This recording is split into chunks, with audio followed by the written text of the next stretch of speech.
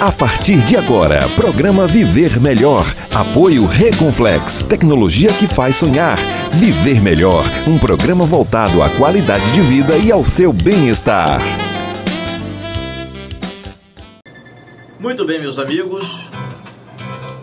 Muito boa noite. Boa noite, Santo Antônio de Jesus. Boa noite, Bahia. Está no ar o programa Viver Melhor, né, que tem o apoio da Reconflex, com a sua preocupação sempre de informar e levar, trazer informações que melhorem a nossa qualidade de vida.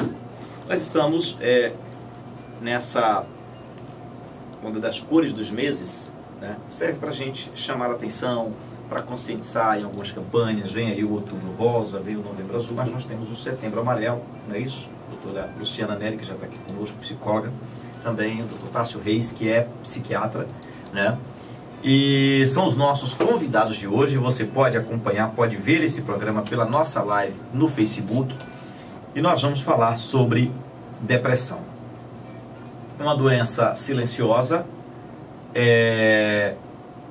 chamada por alguns já há muito tempo, né, que a gente ouve falar, não sei se artistas ou poetas falavam, o mal do século, né? Mas que tem atingido todos os níveis de idade, níveis sociais, e a gente é pego às vezes de surpresa com a informação de que alguém, infelizmente, cometeu suicídio, e o comentário mais comum é de que não parecia, não aparentava, mas ele estava tão bem. Então, como é que cada um lida com a depressão? Como é que os familiares lidam com a depressão? Afinal de contas, o que é depressão? Como diferenciar a depressão da questão da tristeza normal, o que seria uma tristeza passageira, né? Quais são os níveis de depressão? Então, começando pelas damas, doutor Luciano, prazer para a gente ter a senhora aqui mais uma vez, né? Psicóloga que está sempre à disposição aqui do público ouvinte para falar de diversos temas. A senhora falando inicialmente sobre a importância de tratar desse assunto. Um assunto que, infelizmente, é triste, mas que não pode ser jogado para baixo do tapete, não pode ficar escondido. Boa noite, Léo. Boa noite aos presentes e aos ouvintes. Então, Léo, de fato, esse tema é de extrema importância e que bom, né, que os meios sociais, né, a importância do rádio tá trazendo esse tema. Léo, a gente tem que diferenciar, né, falar da depressão e falar do suicídio. Que bom que tem o Setembro Amarelo, porque desperta. Quanto mais a gente fala sobre uma doença, e principalmente uma doença de ordem emocional, é uma forma de estar divulgando, de estar alertando a população, de estar alertando aos familiares que tem pessoas que são acometidas de depressão. E cada dia esse número só vem crescendo, né? A Organização Mundial de Saúde traz um dado que hoje cerca de 121 milhões de pessoas são acometidas de depressão no mundo. Então esse dado é um dado muito grande. E se essa depressão não for tratada de uma maneira adequada, porque como todo tratamento, né, existe a forma adequada de ser tratada, pode sim, uma depressão grave pode levar o paciente ao suicídio. Então, assim, a gente tem que ficar atento, e o suicídio é um tema complexo porque ele é também muito banalizado. Então, as pessoas que tentam o suicídio e não conseguem, né, não chegam às vias de fato, muitas vezes são banalizadas. Então, a gente vê no consultório que, assim, se o paciente for tratado, se o paciente tiver o apoio necessário da família, muitos casos são revertidos. A gente consegue que muito paciente não chegue às vias de fato, com o tratamento adequado. Com o tratamento adequado. Doutor Tássio, sua saudação. Aí falando dentro da sua área, para a gente introduzir uma descrição, uma explicação rápida, sucinta, na linguagem popular, do que poderíamos, assim, como poderíamos definir a depressão. Boa noite, Léo, boa noite, ouvintes. É um prazer estar aqui na mesa com vocês, especialmente ao lado de Luciana, querida colega. E a depressão, ela é uma doença, né, um conjunto de sinais e sintomas, na verdade. Esse conjunto de sinais e sintomas tem 2 sintomas cardinais, que são os principais. A tristeza, que é um humor rebaixado, e a anedonia. A anedonia é a perda da capacidade de sentir prazer. É aquela pessoa que deixa de ver graça nas coisas, perde o brilho, perde o gosto, às vezes até o gosto mesmo, deixa de sentir prazer comendo uma comida que gostava, deixa de sentir prazer sentindo um cheiro que gostava. Junto com isso vem alguns outros sintomas que são sintomas auxiliares, mas que também fazem parte da síndrome. A hipobolia, né, que é a perda da vontade, a pessoa fica mais indisposta, fica mais deitada, perde a vontade, a disposição de fazer as coisas. Alteração do apetite, alteração do sono, alteração da relação social. A pessoa começa a ficar mais isolada, sem querer interagir, se distanciando um pouco mais das outras pessoas. Pode vir também a irritabilidade, uma sensação de ansiedade aumentada. Pensamentos negativos são muito comuns, e aí entra também a ideação suicida e o comportamento suicida, né? De você pensar em se matar e de você também ter comportamentos de se machucar, de se automutilar, ou enfim, algum outro comportamento que remeta a você fazer um mal para você mesmo. Lembrando que você pode acompanhar este programa pelo nosso Facebook, ele estará disponível também nas redes sociais da Rádio Onda FM, né, no andafm.com, também no blog do Valente. Eu vou trazer aqui algumas perguntas, né, de nossa produção, colheu de alguns ouvintes, né, mandaram em vídeos e tal, até para a gente priorizar e eu não fazer de repente uma pergunta repetida, né, trazer essas perguntas aqui para vocês. Começando aqui pela ouvinte, o pessoal que mandou. Você pode mandar pelo 9968-9004 ou pelo nosso WhatsApp, né? Ou pelo nosso 9500 fazendo a pergunta ao vivo. Vamos ouvir. Quando é que a depressão pode se transformar em um problema mental? Bom, eu conversava aqui mais cedo, né, com a doutora Luciana, até exatamente porque durante muito tempo se fez muita confusão em cima disso. Agora, eu não sei também se tem esse histórico de algum problema mental, o primeiro sintoma ter sido uma depressão, dele ter ficado com a mente mais frágil para alguma outra situação, ou se também não tem correlação nenhuma. Doutora Luciana, pode começar.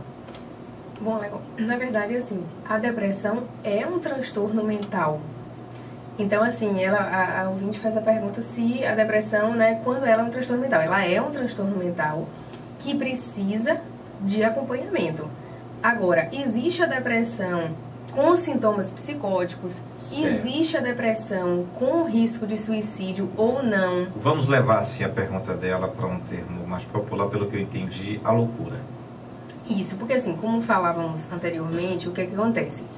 Há um tempo atrás, qualquer problema mental, as pessoas chamavam de loucura.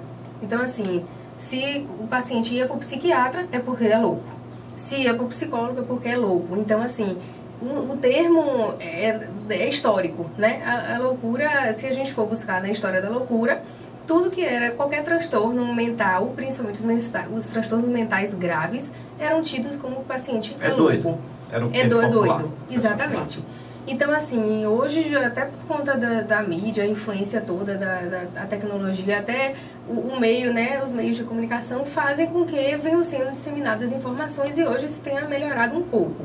Então, assim, a gente vem educando as pessoas sobre isso, que ter uma depressão não é loucura. Quando se fala de loucura, hoje a gente fala de um transtorno mental grave, com os sintomas psicóticos. Mas nem toda depressão. Todo paciente que tem depressão, ele tem risco de suicídio? Não. Tem paciente que tem depressão e não deseja morrer, não deseja acabar com a própria vida, né, doutor? Então, assim, agora existe a depressão quando ela é grave, existe o risco de suicídio. Então, só para estar respondendo ao ouvinte. Mas tá, se quiser acrescentar alguma coisa. Se quiser complementar, doutor, também sobre isso, eu já lanço aqui outra pergunta. Aquela questão do suicídio é que muita gente, ou que foi questionado, seja lá, ou pelos levantamentos que faz, a pessoa, dizem que o objetivo principal não é necessariamente acabar com... Ele não tem aquela ideia, talvez, de acabar, de pôr fim à vida dele. Ele quer acabar com uma angústia, um sofrimento, uma dor, né? Uma tristeza. que ele tem, ele acha que a solução para acabar com aquilo ali é o suicídio. Só complementando o que o Lu falou, né? A questão principal, eu acho, do transtorno depressivo e de todo esse estigma que os transtornos mentais trazem com ele é porque a gente não sabia muito bem como tratar, né? A gente tinha uma barreira muito grande para saúde realmente dos pacientes, porque a gente não tinha muitos mecanismos. Até 70, 80 anos atrás, as terapias não estavam muito bem desenvolvidas, são coisas extremamente recentes que surgem a partir do século XX. As medicações também, a partir do século XX, que elas começam a serem realmente efetivas. Então, hoje em dia, pensando na loucura e pensando na depressão, a gente consegue fazer tratamentos realmente muito eficazes. E até o termo loucura perde um pouco do sentido. Porque, por exemplo, eu tenho pacientes com esquizofrenia que hoje em dia são chefes de empresa, entendeu? Tomando a medicação direito, fazendo o acompanhamento psicológico, fazendo a terapia de forma correta, dá para viver normalmente. Com relação à tua pergunta do suicídio, é sempre uma relação muito ambígua, muito ambivalente. A pessoa que ela pensa em cometer o suicídio, ela geralmente não quer fazer isso, mas ela não vê uma outra saída, entendeu? O comportamento suicida, ele é muito relacionado. Talvez a característica psicológica que mais se relaciona com ele seja a desesperança. A pessoa, ela perde uma possibilidade, ela perde a expectativa de que vai melhorar. Então, ela não queria fazer isso, mas ela não vê uma outra saída. Isso, claro, é uma característica da doença. O transtorno depressivo, que é uma diminuição de um neurotransmissor, de um neurotransmissor chamado serotonina no cérebro. Essa diminuição do neurotransmissor provoca esses pensamentos de desesperança, esses pensamentos negativos e, consequentemente, o pensamento suicida. Mas ainda assim, claro, o neurotransmissor está ligado com o nosso pensamento e a desesperança surge a partir disso, mas é possível que a gente, através de medicação, através de terapia, através de diversas outras medidas, como atividade física, uma boa noite de sono, uma alimentação regrada, é possível que a gente reverta isso e faça com que a pessoa deixe de apresentar esse sintoma, entendeu? O apoio da família, né, que é de extrema importância. A gente fala, Léo, que o paciente em depressão existe uma tríade: o eu, o mundo e o futuro. O eu, o paciente enxerga assim, ele é incapaz, ele não tem condição, ele não se sente em condição de levantar a cabeça, de sair daquele quadro. O mundo sem esperança, ele não enxerga como uma possibilidade de sair daquele quadro. E o mundo não tem nada para oferecer a ele. Então, assim, ele enxerga que a morte é a saída. Mas, mesmo assim, é um pedido de socorro. A tentativa de suicídio é um grito que ele precisa de ajuda. Bom, nós vamos trazer aqui outras perguntas, né? Tem, na verdade, imagens, informações também. Essa informação aqui, por exemplo, né? Que a gente pegou no Google, cada $1 investido no tratamento para depressão e ansiedade gera um retorno de $4 por meio de melhorias na saúde e na capacidade de trabalho do paciente, de acordo com o estudo conduzido pela Organização Mundial de Saúde. Mas aí a gente traz até para falar, eu queria que vocês falassem sobre o que a depressão ela pode desencadear, tipo, como ela pode influenciar no tratamento de outras doenças, no agravamento de outras doenças, porque, não sei, vocês podem me dizer se a questão da defesa do próprio corpo, né, como ele pode influenciar na própria saúde mental, que já está ali perturbada, mas também do corpo. Eu vou começar e passo para você, tá? Assim, a depressão, Léo, ela interfere em vários âmbitos da vida do paciente. Então, assim, ela vai interferir na vida afetiva, na vida profissional, quando traz aí, né, essa questão das relações de trabalho. O paciente em depressão, ele não consegue desenvolver, ele não consegue levar a sua vida laboral de uma maneira natural, seguindo a sua rotina. Então, na vida familiar, na vida conjugal, em todas as relações do paciente, isso interfere. Eu venho aqui muito falar da parte da oncologia, né? Então, por exemplo, se a gente pensar em depressão e oncologia, o paciente que ele está fazendo um tratamento, por exemplo, oncológico, e ele está deprimido, isso vai comprometer muito o tratamento dele. Por quê? A reação, a recuperação. E isso porque ele precisa acreditar que aquele tratamento vai dar certo. O paciente tem que estar bem psicologicamente, no sentido de dizer assim, não, eu vou levar o meu tratamento adiante, eu tenho que estar bem, porque senão a imunidade dele baixa, ele se abate e ele não consegue enfrentar o social, ele começa a se isolar e não quer sair, não quer também fazer o tratamento, ele já desiste, ele já pensa em morrer. Então, assim, a gente percebe claramente a evolução do tratamento, por exemplo, pensando na oncologia especificamente, do paciente que está estável emocionalmente daquele paciente que está deprimido. Então, por isso que é tão importante, né? Qualquer que seja a doença, se a gente pensar na AIDS, também a gente tem que cuidar muito do emocional daquele paciente. Não dá para você tratar uma doença física isolada do psicológico, né? Essa parceria tem que existir. Bom, agora 8h25, doutor Tássio, ainda falando sobre essa situação até dores, não sei, sintomas de dores por conta ali da depressão. Você já teve algum paciente que de repente se queixava de uma dor e de repente fez vários exames e não se constatou necessariamente, e isso pode ter surgido por conta da depressão? Tem situação desse tipo?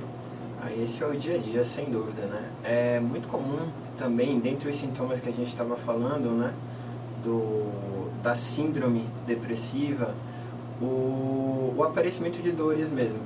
A própria depressão tem uma relação muito próxima, muito estreita com a fibromialgia, que é um outro transtorno, que é justamente isso, né, de sentir dores nos 4 quadrantes do corpo, de forte intensidade, sem nenhuma outra explicação que justifique melhor. E a depressão às vezes está associada?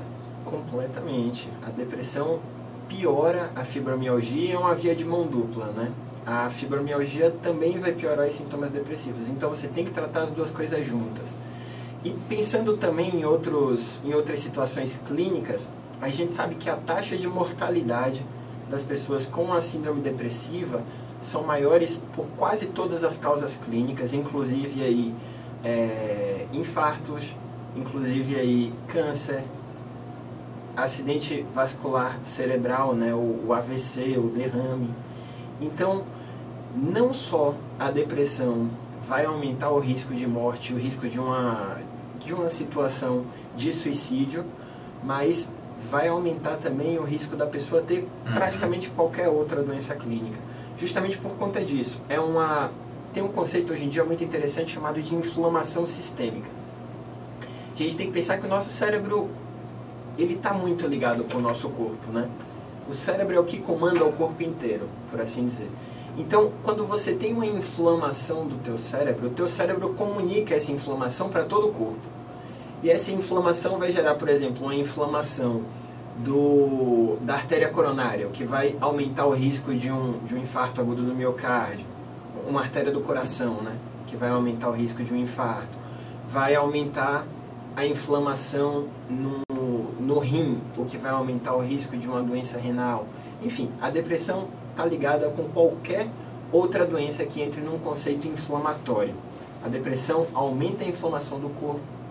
Qualquer doença que tenha relação, que seja provocada por conta de uma inflamação no corpo, vai ser piorada, vai ser intensificada pela síndrome depressiva. Vamos trazer mais uma pergunta, né, do pessoal de casa, escolhidas aí pela nossa produção. Vamos ouvir. Qual a diferença entre depressão e tristeza normal? Bom, não sei, uma coisa pode virar outra, tem um tempo. Porque a tristeza, podemos dizer assim, por ter perdido um ente querido, uma tristeza, eu vou complementar a pergunta dela. Aquela tristeza que pode não ser constante, mas constantemente aparece. Também, né? Mas dentro, primeiro, respondendo a pergunta dela. O que pode diferenciar a depressão da tristeza que qualquer um tem? Na verdade, é uma pergunta interessante, Léo, porque assim, do jeito que a depressão está tão falado, que as pessoas acabam assim não se permitindo viver. Assim, a tristeza faz parte, né, da vida. A gente não pode também só viver feliz. Então a gente pensa assim, uma pessoa perde um ente querido. né? Então, assim, ela vai viver aquele luto. Aquela tristeza é necessária, faz parte do processo. Então, assim, existem várias situações na vida. A pessoa pode terminar um relacionamento e ficar excessivamente triste. Então, várias situações podem levar o paciente ou qualquer ser humano a ficar triste.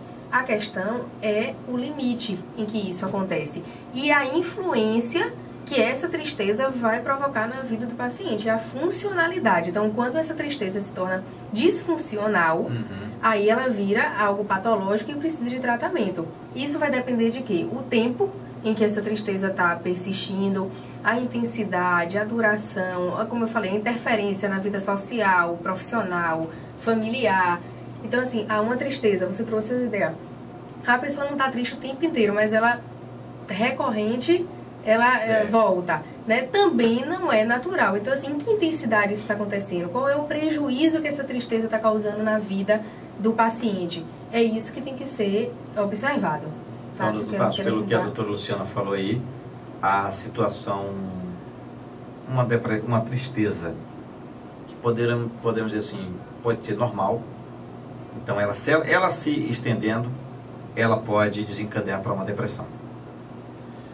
É exatamente isso. A Luciana definiu muito bem os dois conceitos principais, né, do que vai sair de um sentimento de tristeza para uma doença depressiva, que é justamente a perda da funcionalidade e o nível de sofrimento que a pessoa está passando. Chega a um nível de sofrimento em que o luto não é mais normal, né? Aquela pessoa que passa a pensar em se matar junto com um ente querido que faleceu, ou a pessoa que passa a sofrer prejuízos mesmo no trabalho, ou prejuízos em relações sociais por conta desse luto, isso se torna uma doença mesmo.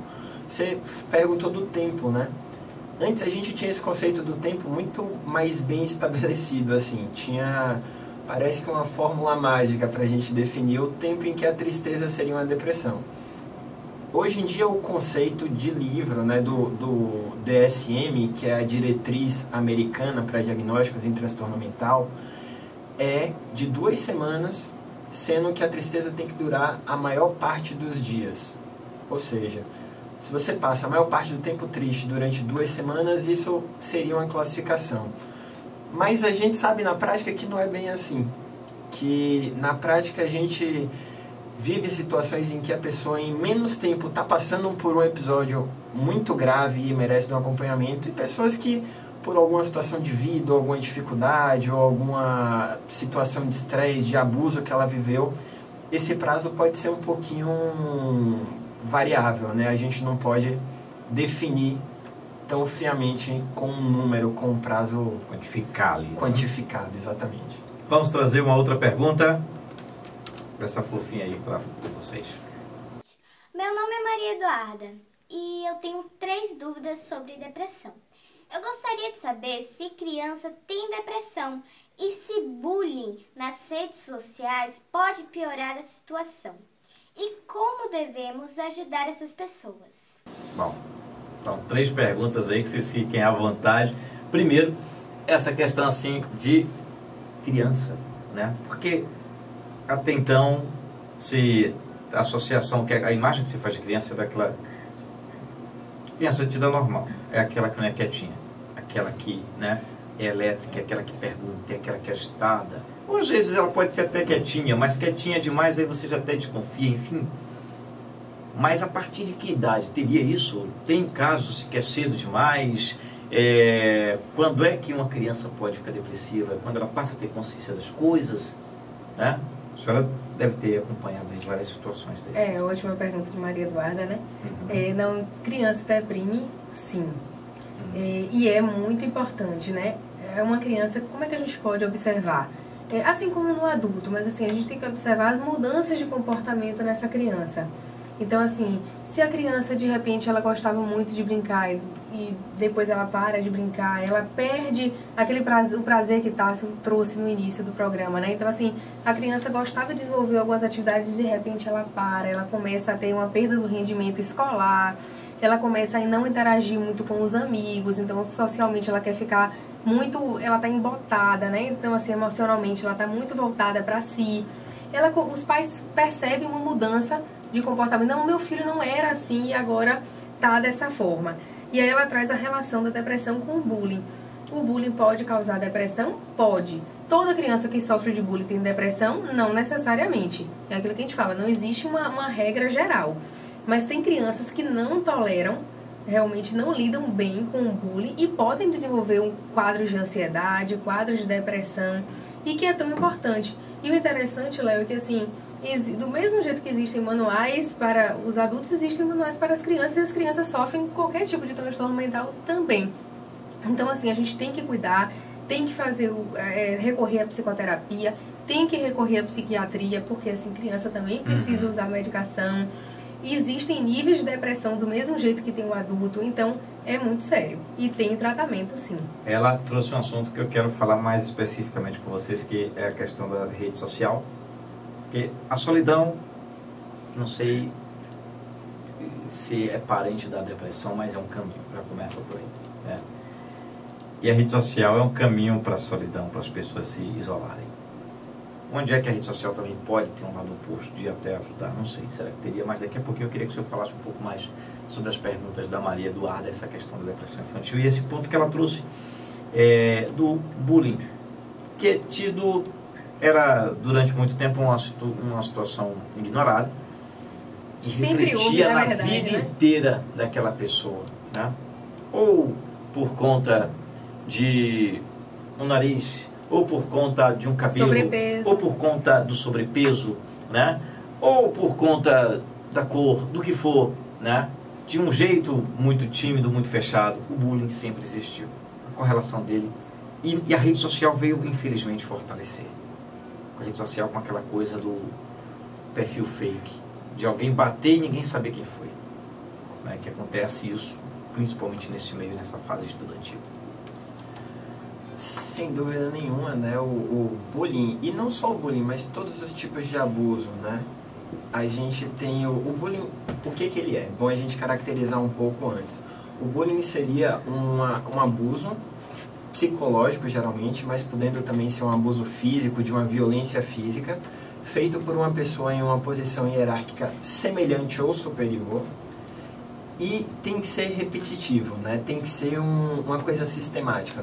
Se acontece uma vez só, não é bullying. O bullying, ele conceitualmente é repetitivo, é aquela criança que todo dia que vai na escola tem uma característica física apontada, toda vez que fala alguma coisa é recriminada, enfim, é motivo de chacota, né? E, sem dúvida nenhuma, os abusos são importantíssimos em qualquer tipo de depressão, especialmente na depressão infantil. Eu caracterizo ainda mais, né, o bullying, o cyberbullying, né, como é conhecido hoje, o bullying em rede social, como um problema que a gente tem que tomar alguma providência, e o pior é que a gente não sabe muito bem como resolver ainda, porque é tudo muito novo, né? Mas eu acho que parte, primeiro, ela estava perguntando do como que a gente pode ajudar. Eu acho que primeiro é apontando os abusos para quem são os responsáveis, né? Às vezes a criança está lá no meio da escola dela e não sabe como lidar com aquilo, porque criança não sabe lidar com um tema difícil, não sabe lidar com um problema complexo como é o bullying, como é o abuso. Então, primeiro, comunicar um adulto a uma pessoa que seja capaz de lidar com uma situação tão complexa assim. Segundo, você cooperar, até quem não participa diretamente do bullying, não é o abusado nem é o buller. É a pessoa que está ali como um terceiro, como um observador. Essa pessoa pode colaborar com o bullying no momento em que ela dá risada, no momento em que ela incentiva de alguma forma o buller.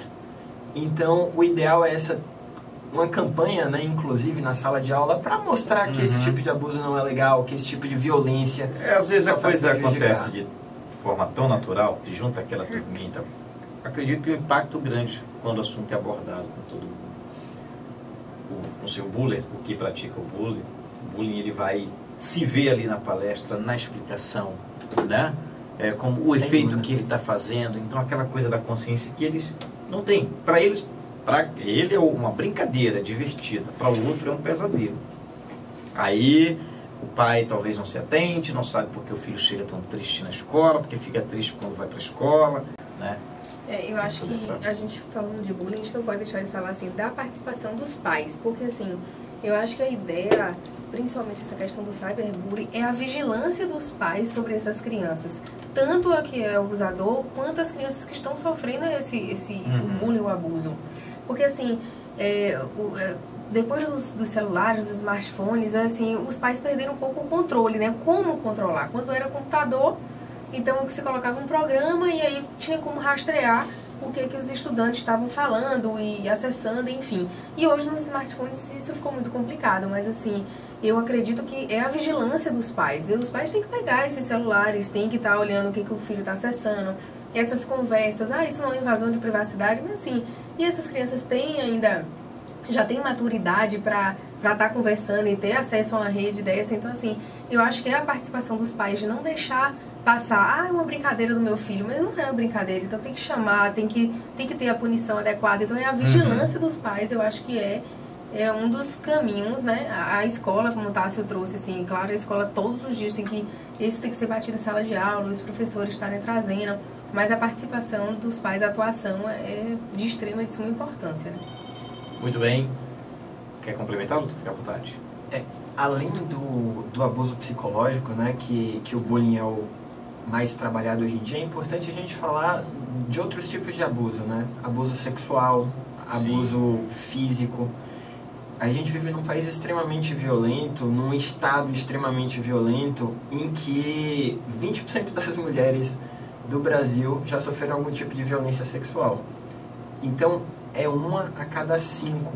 É um número inacreditavelmente alto. Isso tem uma repercussão em saúde mental, aumenta todos os tipos de doença psiquiátrica de uma forma enorme, de uma forma assustadora, e a gente também tem que prestar muita atenção nesses tipos de abuso, né? Porque quanto mais sistemático é o abuso, quanto mais grave é o abuso, quanto mais violento é o abuso, maior vai ser a repercussão na vida do indivíduo. Agora, 8h41, nós estamos apresentando Viver Melhor, com o apoio da Reconflex, tecnologia que faz sonhar, e aqui agradecendo, né, a participação de vocês, Dr. Tássio, também Dr. Luciano. Vamos trazer mais perguntas, né, do pessoal, perguntas aqui da nossa produção. Queremos agradecer aqui o Denilson, também a Priscila Valente, que trouxeram as perguntas do público. Vamos lá. Os celulares e as redes sociais mantêm as pessoas muito ocupadas. De que maneira pode ajudar a piorar a depressão? Ajudar ou piorar? Né, que a gente de alguma forma já tocou no assunto. Na verdade, a gente não vai trazer assim que a rede social, que os celulares vão causar depressão e suicídio, enfim. Acaba que o que eu acredito é que assim, os celulares eles são usados como uma fuga, né? Então o paciente ele se esconde, o paciente que tem depressão ele se esconde, ele se isola, como a gente fala, assim, ele perde a ideia assim, ele perde o prazer por estar saindo, por estar interagindo, por estar necessariamente, nem sempre ele está buscando ali alguém. Às vezes ele está fugindo do que está em sua volta, dos que estão em sua volta. Sim, né? Exatamente. Então é uma fuga, então ele está sozinho em casa, ele se isola. Então assim, eu acho que a rede social reforça a ideia do paciente estar isolado, estar sozinho. Não é isso, Tássio? O que você acrescentaria? Eu acho que, para além, dá pra gente pensar também no outro lado, né? No outro polo. Não dá pra gente pensar na rede social também como uma rede social, como o próprio nome diz. Então, oferece também grupos de ajuda, grupos de apoio. A gente sabe que hoje em dia alguns grupos que antes eram estritamente físicos mesmo, né? Por exemplo, os Alcoólicos Anônimos, hoje em dia já tem uma parte virtual importante. Né? Então, tem um grupo, né, recentemente, até do youtuber famoso, do PC Siqueira, que ele está formando, estou até fazendo propaganda aqui dele. Não, fica à vontade. Mas que ele está formando agora um centro de acolhimento para pessoas com ideação suicida. Ele é um cara que teve um episódio depressivo grave, tentou suicídio algumas vezes, e agora ele está fazendo uma campanha chamada Eu Estou, né, que é justamente nisso, né, uma série de vídeos, uma série de ações na internet com o próprio Facebook. O Facebook está apoiando isso também, para dar suporte, dar apoio a essas pessoas que estão em sofrimento. Então, assim, a internet é uma coisa muito nova. Não é que ela seja boa ou ruim, mas é que a gente não está sabendo lidar com ela ainda e ela está se transformando. A gente está no início da internet, né? Então, começando a entender o potencial dela agora.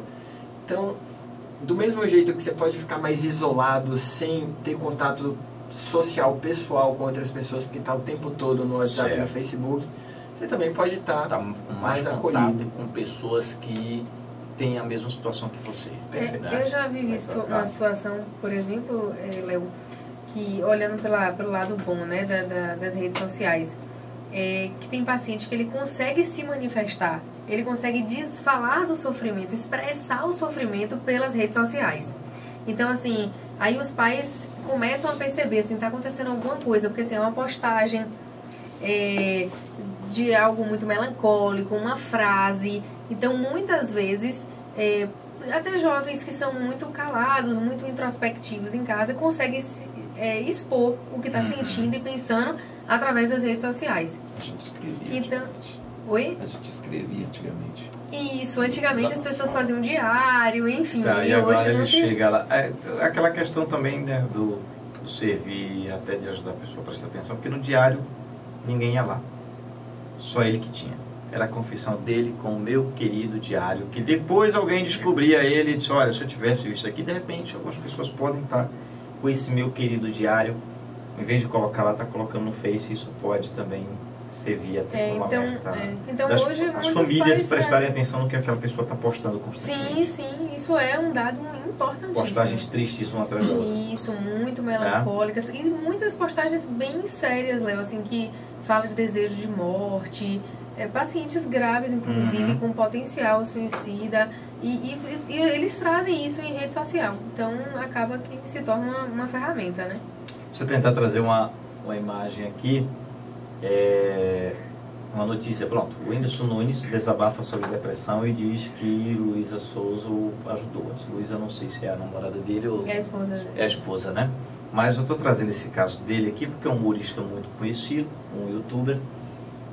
Não li a matéria, não sei se ele continua fazendo shows, trabalhando com essa situação da depressão, mas nós tivemos um caso muito conhecido que foi do Chico Anísio, né, que depois de muito tempo ele falou sobre a convivência dele com a depressão durante muito tempo da vida dele, e era o cara que fazia o Brasil inteiro rir. E outros artistas famosos de Hollywood, recentemente um outro chegou a cometer suicídio e fez vários filmes de comédia, né? Mas enfim, eu quero falar sobre essa máscara, não sei se seria o termo, é da pessoa que consegue mascarar, máscara não no sentido ruim, mas é da pessoa que está aqui no seu dia a dia, mas ele está constantemente, todo dia em casa, com aquela dor, com aquele problema, né? Ele talvez consegue trabalhar, ele consegue olhar para as pessoas, ou o trabalho pode ser uma saída, mas o encontro dele com ele mesmo é o pior momento, né? Não sei, eu já ouvi relatos de pessoas assim, que conviviam com a depressão e de repente quando chegavam no palco conseguiam cantar e tudo, mas quando voltavam para casa. Então essas situações também, é aquela depressão mais velada, escondida, camuflada. Na verdade, Léo, assim, poucas pessoas conseguem verbalizar de alguma forma aquilo que estão sentindo, né? Então, às vezes a gente, com a rede social, isso ficou até mais evidente, né? A gente se ilude por aquilo que a gente vê. É uma foto, é uma imagem, então assim, a gente idealiza o cantor, a gente idealiza o ator, mas não quer dizer que as pessoas não têm sofrimento, né? Quando a gente pensa no dado de 121 milhões de pessoas no mundo, é um dado muito grande. Então, assim, a depressão, ela atinge pessoas, independente de classe social, independente de raça, cor. Então, assim, qualquer pessoa pode desenvolver um quadro de depressão. Outras, assim, com a maior chance ou não. A gente pensa assim, tem o fator hereditário, tem os fatores ambientais, mas assim, tem muitas pessoas, inclusive as que cometem suicídio, muitas pessoas ficam surpresas, assim, como assim a pessoa estava trabalhando, eu encontrei, ela estava sorrindo, estava bem e cometeu o suicídio, como assim?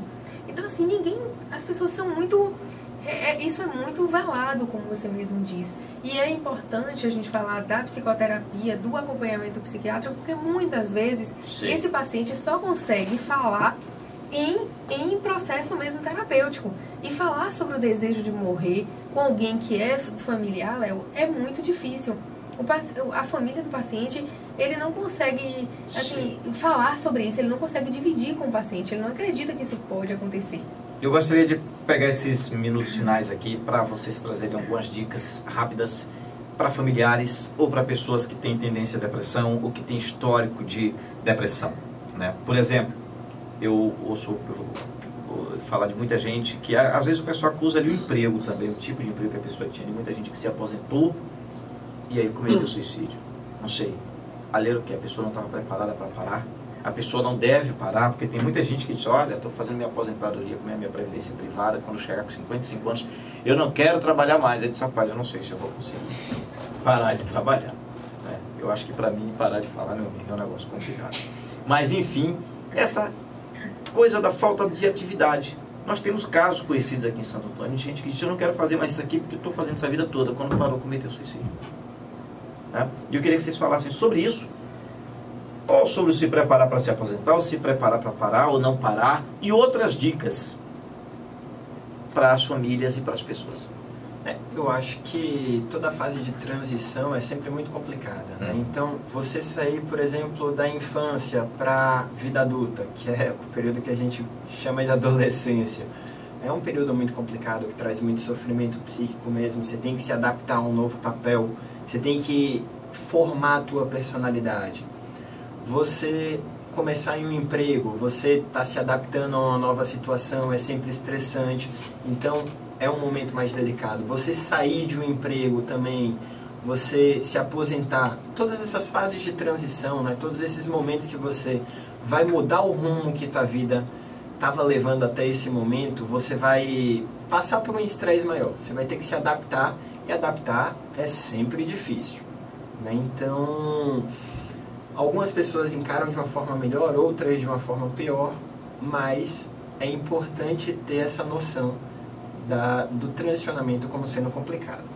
De dica, eu acho que a principal, assim, vai pro paciente é procurar ajuda, né? É muito difícil a gente conseguir sair de um problema dessa gravidade, de um problema dessa magnitude sozinho.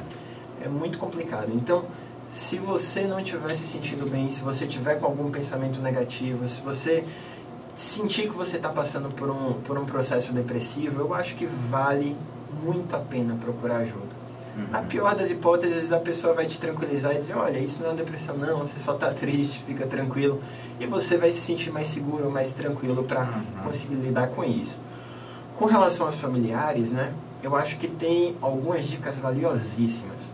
Primeiro é estar atento, prestar atenção, porque às vezes é muito difícil isso que você me falou acontecer, de jamais esperava e foi lá e cometeu o suicídio. Geralmente a pessoa vai dando sistematicamente sinais. Depois que acontece, talvez a pessoa remonte a lembrança. Rapaz, bem que ele falou tal coisa, ou pediu tal coisa, ou fez tal coisa. Aí a pessoa junta as peças. O paciente avisa sempre. Até tentativa de suicídio prévia, né? Que a pessoa tenta se matar e todo mundo, foi para chamar a atenção. Não, quando eu falo às vezes desse, eu não esperava, isso é muito comum vindo de pessoas um pouco mais distantes. Sim. Aquele amigo que conhecia e via fulano e tal, não tá. Talvez para o familiar seja mais... Perfeito. Interessante. Às vezes a pessoa que está dando um sinal e você, de certa forma, acha que ele vai conseguir resolver sozinho ou que não precisa de tua ajuda, enfim.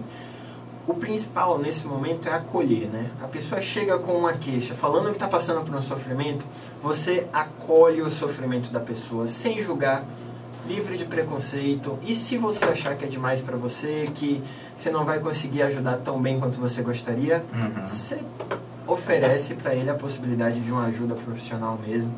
Aqui em Santo Antônio a gente tem o CAPS, né? Que é gratuito, que é aberto, é porta aberta. Então quem chega lá vai passar por um acolhimento imediatamente. Então é um lugar ideal, que não bota obstáculos para o atendimento psiquiátrico, entendeu? E é importante a família estar disponível.